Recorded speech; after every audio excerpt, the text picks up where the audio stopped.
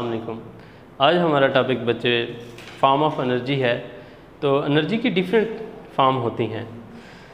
जैसे आप daily life में देखते हैं कि एक मैकेनिकल एनर्जी होती है, फिर इलेक्ट्रिकल एनर्जी होती है, हीट एनर्जी है, साउंड एनर्जी है एंड बहुत सारी और भी एनर्जीज़ हैं जिसको हम वन बाय वन आप देखेंगे।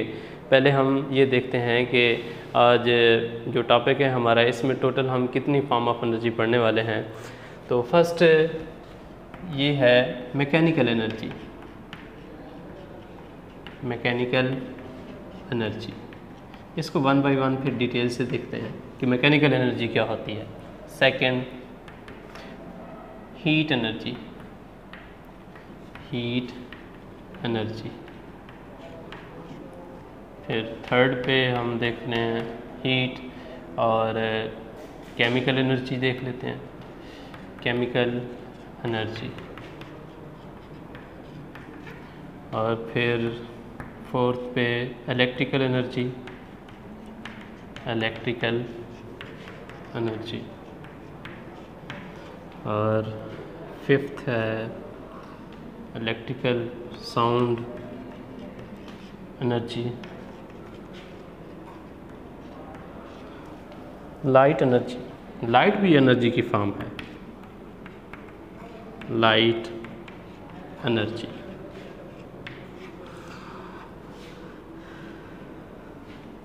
Seventh, chemical energy. Chemical energy.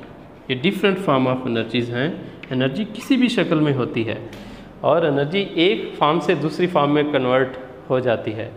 तो आपने law of conservation of energy पढ़ लिया होगा अपनी पिछली क्लासेस में कि energy can never be created not destroyed but can be transformed from one form to the other. This is law of conservation of energy. मतलब एनर्जी को ना तो ख़त्म किया जा सकता है और ना ही आप पैदा कर सकते हैं, बल्कि एक उसकी शक्ल को दूसरी शक्ल में चेंज कर सकते हैं। जैसे अब इधर की एग्जांपल अगर ली जाए तो मैं बोल रहा हूँ, ये साउंड एनर्जी है और ये माइक लगा हुआ है। जब साउंड इस माइक में जाता है तो माइक इसको इलेक्ट्रिकल सिग्नल में कन्वर्ट कर देता है, मीन वो इलेक्ट्रिकल एनर्जी बन जाती है एंड सो ऑन। बहुत सारे एग्जांपल, आपके रूम में जो चलने वाला फ़ैन है, इलेक्ट्रिकल एनर्जी आ रही है, मैकेनिकल में चेंज हो रही है। इंशाल्लाह बाकी हम वन बाय वन डिटेल में पढ़ेंगे।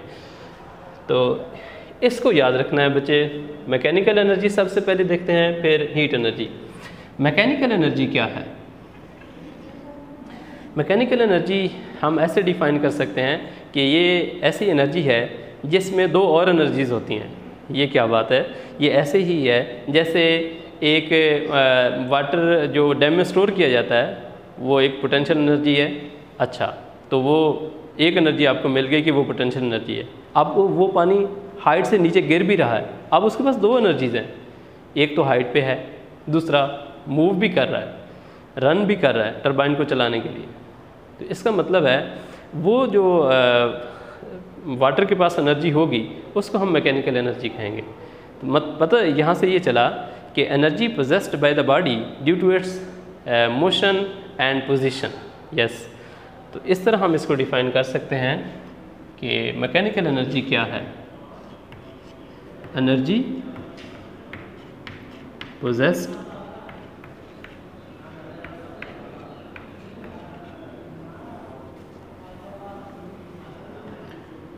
possessed by a body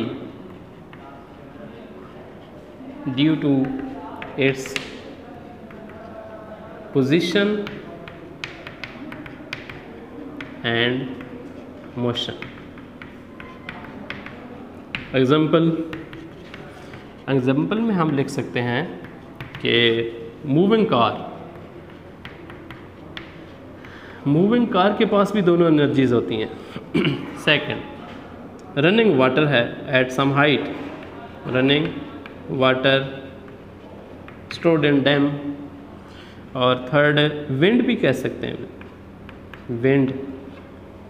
और हैमर रेज्ड हैमर रेज्ड, थोड़ा जो ऊपर उठाया जाता है अब यहाँ पे जब हथौड़े को ले आते हैं एक पोटेंशियल एनर्जी है, लेकिन जब नीचे स्ट्राइक करने के लिए ले आते हैं, ऐसे ले आते हैं ना, तो अभी भी एक हाइट पे ही है, तो दोनों मूव भी कर रहा है, हाइट भी है, तो दोनों एनर्जीज हैं।